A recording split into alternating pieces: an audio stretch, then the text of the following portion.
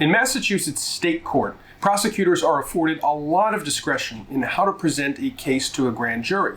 So if you're going to be tried in Superior Court, the prosecutor has to indict you. And the way that they do that is they present evidence and they present witnesses to a grand jury.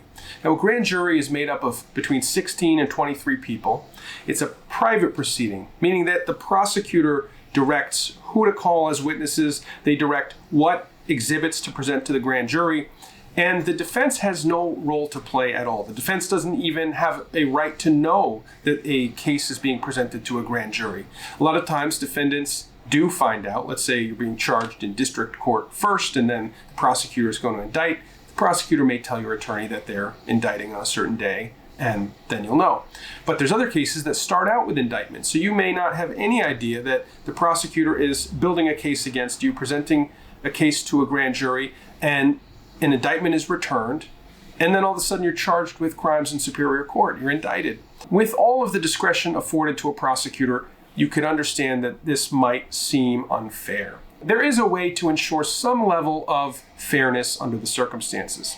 If the prosecutor purposely misleads the grand jury, or they present, let's say, a statement, but they only present part of the statement and they leave out the part that might be exculpatory or good for the defense, that is a problem, and that would lead to a potential motion to dismiss. So if you have an attorney and the attorney sees that only part of a statement was admitted, or one witness testified only to a portion of what they saw and not to the rest that would have been beneficial to the defense and leads to an unfair result, the attorney can file a motion to dismiss under Odell. There's a case, Commonwealth versus Odell, which is an appeals court case that says, look, a prosecutor, although they have wide discretion, they cannot purposely mislead the grand jury investigation. They can't purposely withhold certain information while only giving partial statements, partial exhibits, only having a witness testify partially about a situation that sort of skews in favor of the prosecutor. The prosecutor already has quite a bit of benefit by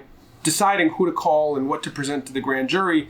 So this is one way that a Superior Court judge can evaluate and sort of check and make sure that the prosecutor didn't purposely mislead. Now, it doesn't mean that the prosecutor has to call every single witness or give every conceivable exculpatory exhibit or witness to the grand jury for evaluation. It just means that they can't purposely mislead or purposely withhold information that would otherwise put the whole situation in context. So in a situation like that, where the defense thinks there is a manipulation or withholding of evidence that would be important to really put the case in context, the defense lawyer files a motion to dismiss under the Odell case, a motion to dismiss for misleading of the grand jury or withholding information from the grand jury. And they'd file it with the court. The prosecutor would file a response if they want. And usually there is a hearing at which both sides get to argue their case. Sometimes the judge has questions for either party. And then at the end, the judge will make a decision. And if the judge finds that there was a misleading grand jury presentation, the judge can dismiss the case.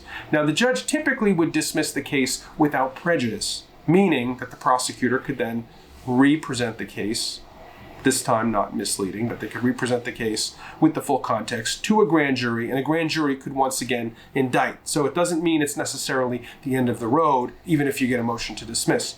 On the other hand, if the prosecutor's conduct was particularly egregious, the judge does have the right to dismiss with prejudice, meaning that the case goes away completely.